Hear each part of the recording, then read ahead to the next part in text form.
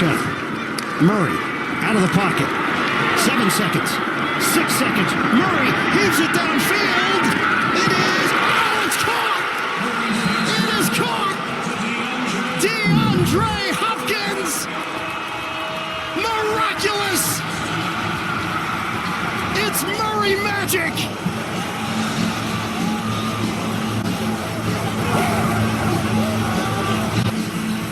Four defenders in the area, and DeAndre Hopkins is the man who comes away with it. He went over the top of Tre'Davious White. Jordan Poyer came in late. He's got Micah Hyde on his back and catches it and possesses it all the way through. Look at those hands. We keep hearing about those 6X gloves that he wears for his large hands. How about how large and strong those hands are? So that was about 3 weeks ago. CPGM Juice of Couch Potato General Manager. And as you can see with this graphic here, that was the last time the Arizona Cardinals scored 30 points in a game. They had done so in 5 straight. So what's going on? As of the last couple of weeks, the Cardinals have dropped 2 in a row, and the offense just isn't clicking. So again, as I mentioned, it begs the question, what or who is the main culprit of the recent struggles for the Arizona Cardinals? And I've laid out a couple of different options here. I'm going to give you my thoughts on it, but I do want you to kind of think and mull over that particular question as we go through this particular video. And the options I'd like you to consider, or that I considered and would like you to consider as I've been kind of diagnosing and trying to determine what really is going on here, is whether or not it's Kliff Kingsbury in coaching, Kyler Murray and the execution of the offense, with him being the quarterback, obviously touching the ball every down, and then, or of course, Steve Keim, general manager, and the players, the personnel that's on the field. And I'm of the belief that it really comes down to Kliff Kingsbury and his coaching. But before I really get into that, I just want you to listen to the color commentary over the last couple of broadcasts. You have Troy Aikman and Johnston basically discussing what's going on, what they're seeing. And of course, take a good look at DeAndre Hopkins' alignment a lot of the times on the left side of the offense. Pass is caught. Depends on where they put him, and right at the marker is Hopkins. Well, they have that pretty much all night if they want it. Trey Flowers is in coverage. He's been soft for the most part. The last play when I drew it up, it's one of the, they gave coverage on that particular play, but a lot of single coverage looks for DeAndre Hopkins out there whenever Kyler Murray wants to take it. Yeah, there are plenty of looks in the secondary to get the ball, and I'm surprised that they haven't targeted DeAndre Hopkins more. That at some point down the road they're going to be a coach. Going to Hopkins again, working against Gilmore, and DeAndre Hopkins should have another first down.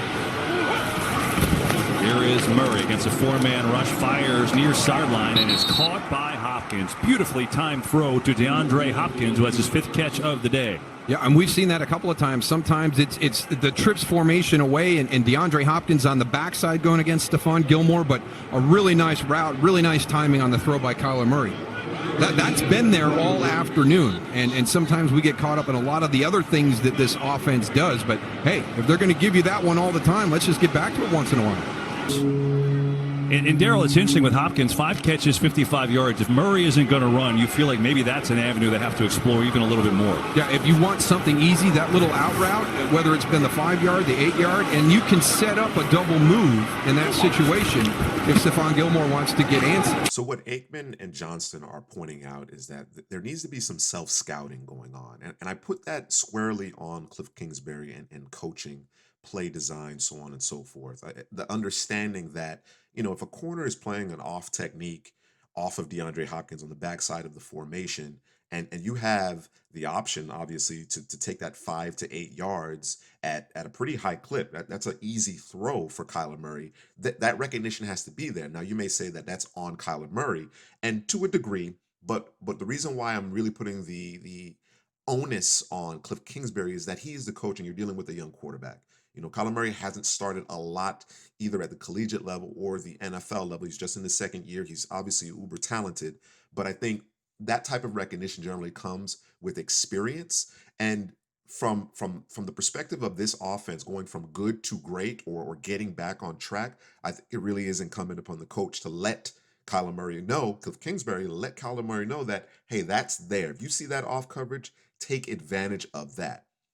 With that being said, I have an issue with the frequency in which DeAndre Hopkins is lining up on the left side of the formation outside the numbers. I think they're doing themselves a disservice in terms of being able to leverage his full skill set and create matchup problems for the defense.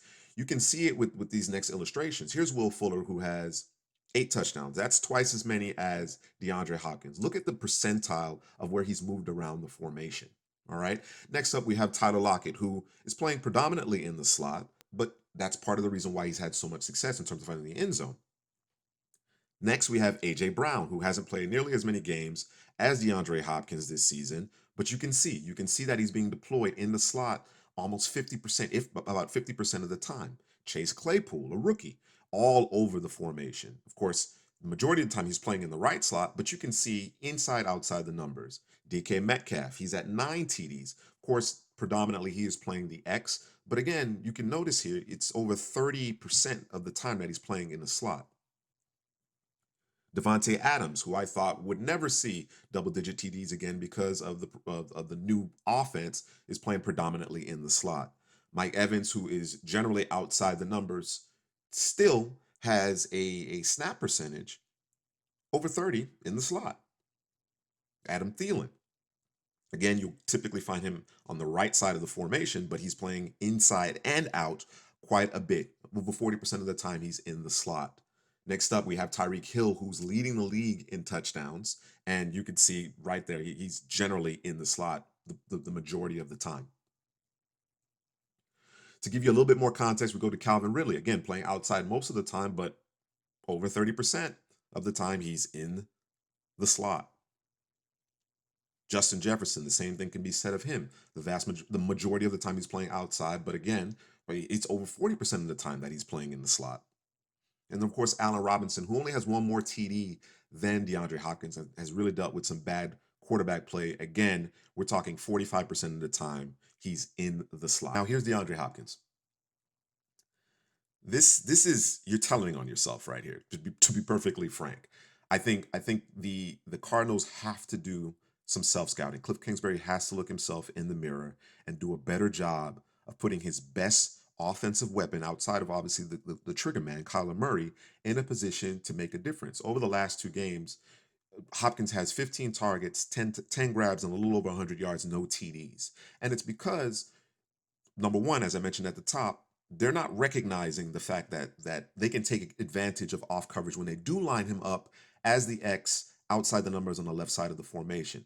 But furthermore, they're not utilizing him in the slot. They're not using any short motion. They're not taking advantage of matchups, making it more difficult on the defense to actually defend their best player.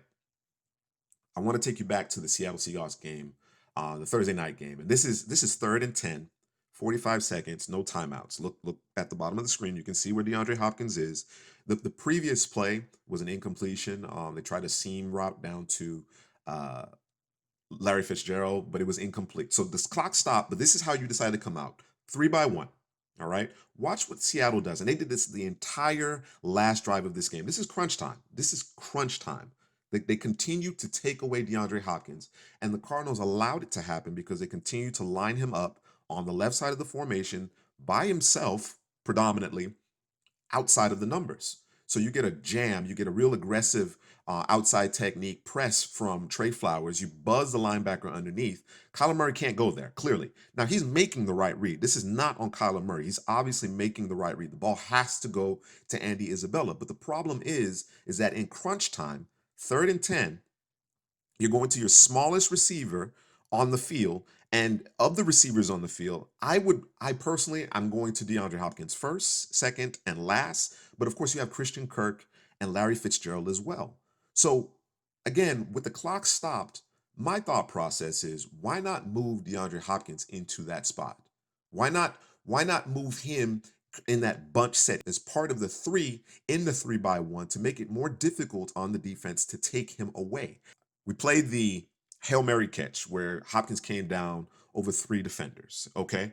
That was obviously out of desperation. But it just goes to show how amazing of a player he is. So, like I said, you have to do a better job. You absolutely must do a better job of putting him in a position or giving him opportunities to make plays for you. Again, that was the Cardinals' last best chance. And it was a jump ball to the smallest receiver on the field. That is problematic. The next snap, of course, Kyler Murray got sacked.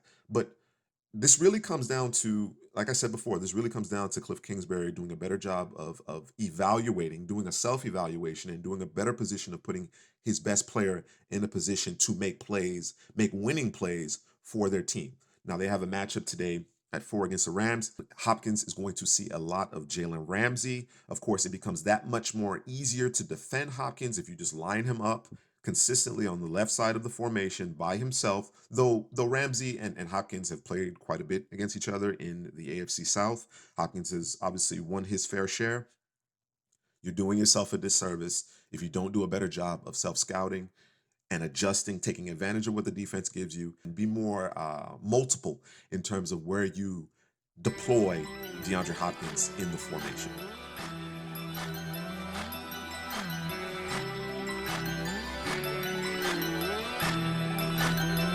Is in the